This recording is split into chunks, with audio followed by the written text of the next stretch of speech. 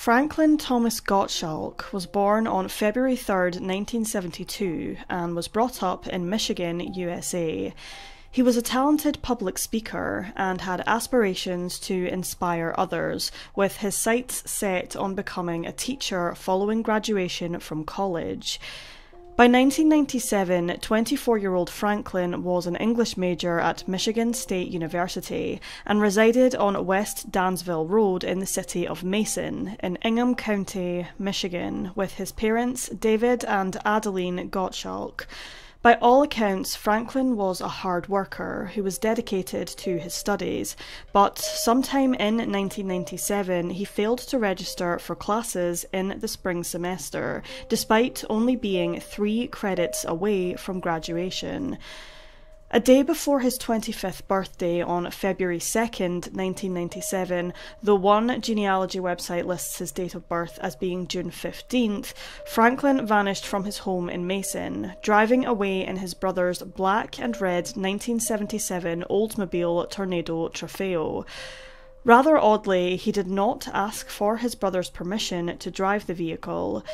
The car, with the Michigan license plate number MXT164, was later found abandoned in a parking lot at the intersection of Grand River Avenue and Cedar Street in Lansing, approximately 14 miles southeast from Franklin's home in Mason. There was no sign of Gottschalk at the scene where the vehicle was found, but 2 cyclists found 2 duffel bags, reported in newspapers at the time as being just one single duffel bag, belonging to the 24-year-old on the CO.AG Street Bridge, over the Grand River near to where his brother's vehicle was abandoned, shortly after he was last seen alive.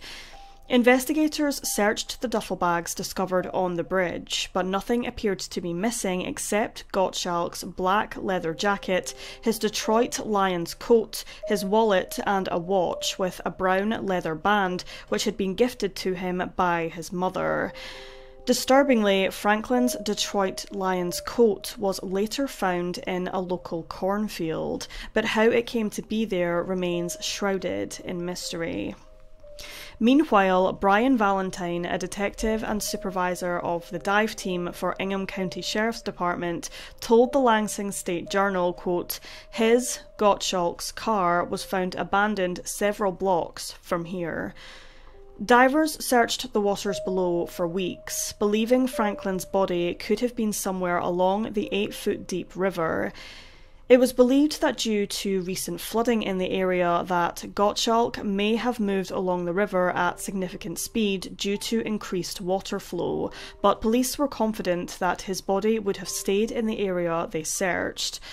A 6.5-year-old police search dog, a German Shepherd named Jack, which specialised in locating deceased human beings in the water and underground, visited the area and indicated several points of interest along the riverbank where police should search, but once again it's unknown whether this led to any clues or evidence being recovered.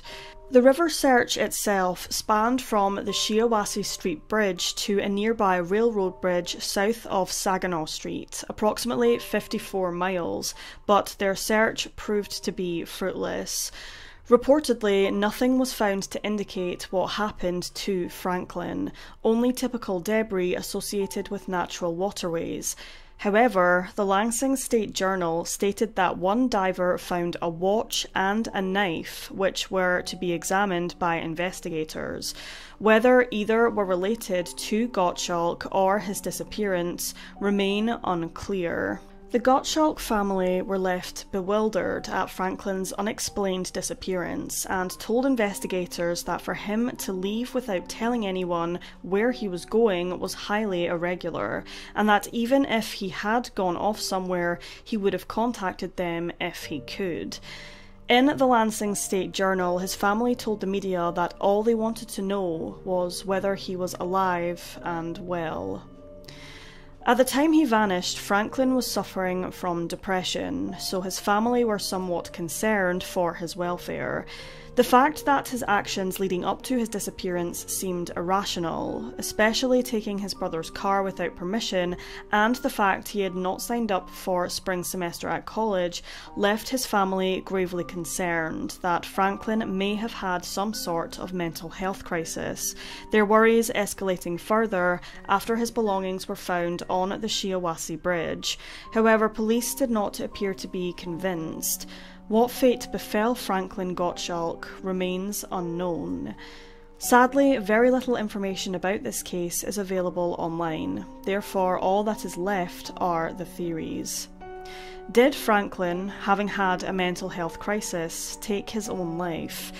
His behaviour prior to his disappearance did cause concern amongst his family, and even though no body was found during the search of the river beneath the bridge, the theory of suicide cannot be ruled out.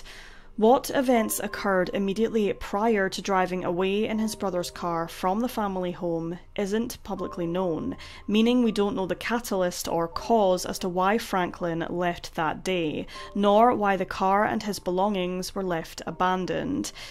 The second theory questions whether he started a new life, having dropped out of college and having become somewhat unhappy with his own life.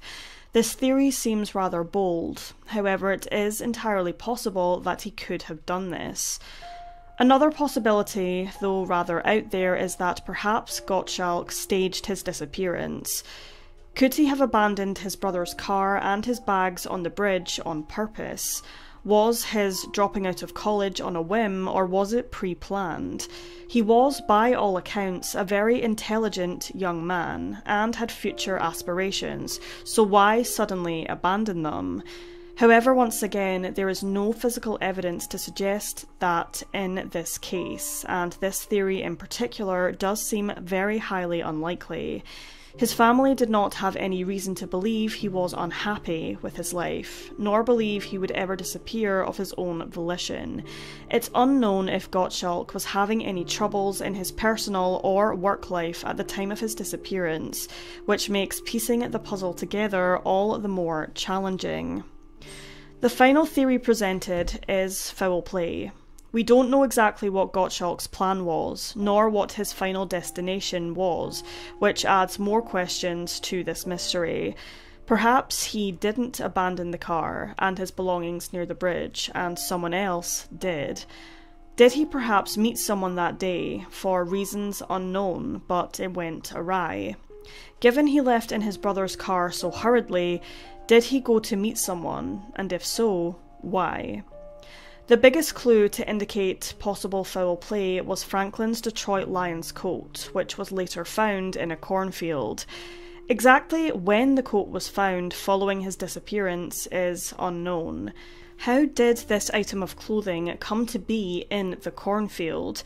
Was it placed there by someone who perhaps wanted to throw off investigators, or perhaps abandoned by Gottschalk's killer in order to get rid of it?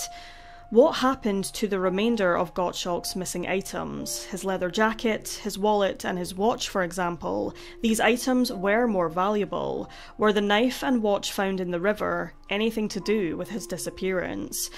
Did authorities use forensic methods to test the coat, the car, or his duffel bags and their contents for any signs of foul play? Did they find traces of blood or any foreign DNA? We simply don't know. Sadly, this case frustratingly leaves far more questions than answers. In an article published by Lansing State Journal, an alleged sighting of the missing man was called into authorities, citing they had seen someone matching Franklin's description on February 22nd in the Oakmas and Jolly Roads area, but it's unclear whether this sighting was ever verified. Various tips and leads were called into authorities over the weeks and months following Gottschalk's mysterious disappearance, but all seemed to lead to dead ends, and the case quickly grew cold.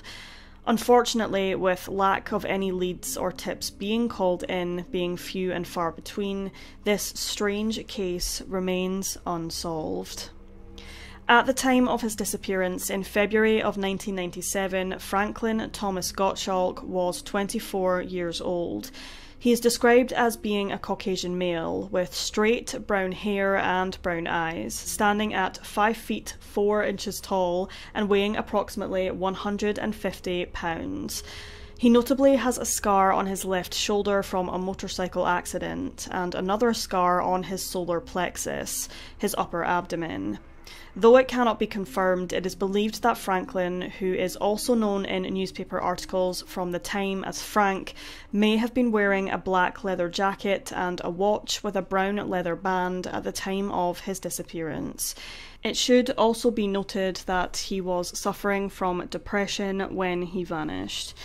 Due to the circumstances involved, Franklin is deemed an endangered missing person, and foul play is suspected, despite Franklin's known battle with his own mental health. His dentals are available for comparison. If alive today, he would be 52 years old. Those with any information regarding the disappearance of Franklin Gottschalk are urged to contact Ingham County Sheriff's Department at 517-676-2431.